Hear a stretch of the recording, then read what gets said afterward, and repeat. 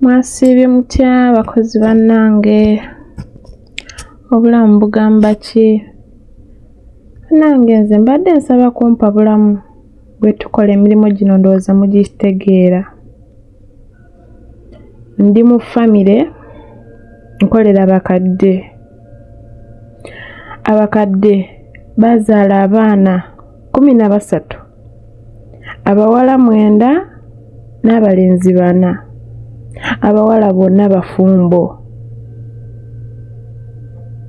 N'abalenzi just abasembayo 2 ne batanafuna bakazi naye nabo bakulu kuba last born alina emyaka 2. Naye ndina ekintu ekiri kundi obwongo. Bukyanga nzija wano from day one. Abana abawala buli lunaku ssaawa 8 olweggulo ssaawa 8-9 nga bazivugamu n'abaana baabwe bonna. Buli lunaku abawala bonna. Kati n'omulenzi waggulu omufumbo naye n'ajja wansi ne mukyala we n'abaana be. N'omuvubuka omukulu naye n'ava ewuwe naye n'ajja ne mukyala we. Kye neebuuza wano we wali ki? Okitegeera? Nze okusooka ekyansiba obwongo cause according to my interview kubanga nali musomesa nga nsomesa era ne interview gye nakola yali yakusomesa era we nasanga wano abaana it was holiday naye nze saabitegeera kubanga nali ndi mupya nga simanyi oba bali mu holiday oba biki nga ndowooza interview gye nakola ey'okusomesa ndowooza ngudde wano like nga manyi nti oba it's a family school or something like that nti oba bali baagalako omuntu abayambako mu busomesa ku interview gye nakola eri ku kampani kubanga kyo kituufu nali nzija kukola nga maid naye interview eyange nenteekamu nga ndi musomesa era we nasanga family nali manyi ngenda kusomesa era waayitawo emyezi 3 ne omusaala ogwange ne gukyuka ne gudda ku kakadde nga ndowooza tomanya waliwo kubanga era nga babeera nnyo bize n'abaana baabwe nga basomesa abaana baabwe like yali ndowooza home study home learning naye kati kinsuuseeko najja baali mu luwummula kati era bali mu luwummula kirabika baawummudde bwe ndowooza naye bannamwe wange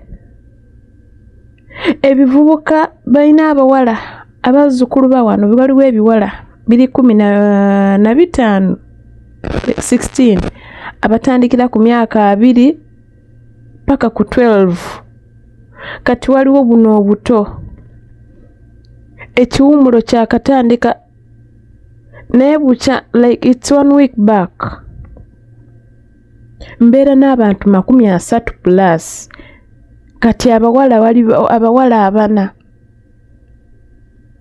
ku Monday ne bajja n'abaana baabwe. Abawala bonna bali wano n'abaana baabwe tebagenda bwabwe baba baabwe bagenda Makka naye kati nze njamalako ntya bantaddeko embeera baagala nze nkolere ku like I work on their pace tebagala kundabako nga ntudde we bakulabako ng'otudde nga bagamba omukadde kyokka nze nali ngumye nga ngamba it's okay kankole naye embeera gye bali kunteekako kati yali Tuesday ekiwala ekimu kiwala kikulu kirina emyaka 38 kikulu 38 oba 3+ kale najja nakwata washing machine nagiteekako kuba amanyi baba atera nnyo okuyombera like buli lunaku angamba Aisha omala okozesa bwoti ago masanyalaze jjako omwala imagine najja nagenda nateekako ekyuma nekyeyoza nga temuli ngoye nga temuli mazzi. I swear upon the living God ndi musiraamu ejo yabadde Eid nagenza okuwulira ekyo babayo kikuba sound etali ya bulijjo like okugendayo ng'ekyuma kiri kweyoza naye nga ndabye omuwala ng'afulumamu mu kinaabiro.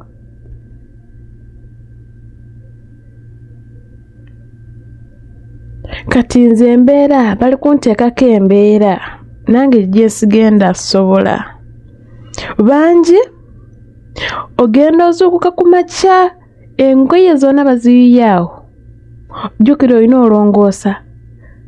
Nzuukuka ssaawa 2 neebaka ssaawa 6.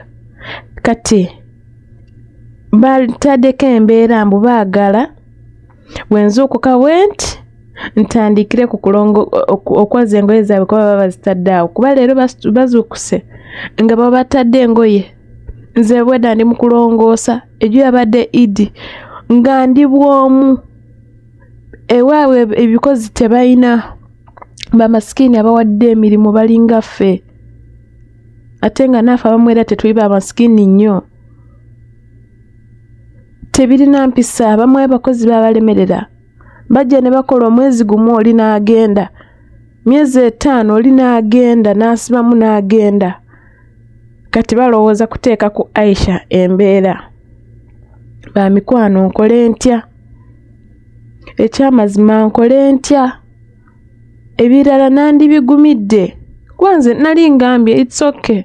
Nze nga nkola byange. Nga nkola kyandeeta. Ng'ebimu sibifaako. Naye for now it's worse. Kirabika buli mu luwummula babeera wano nga yena basanga. Kirabika era we kiri. Naye nze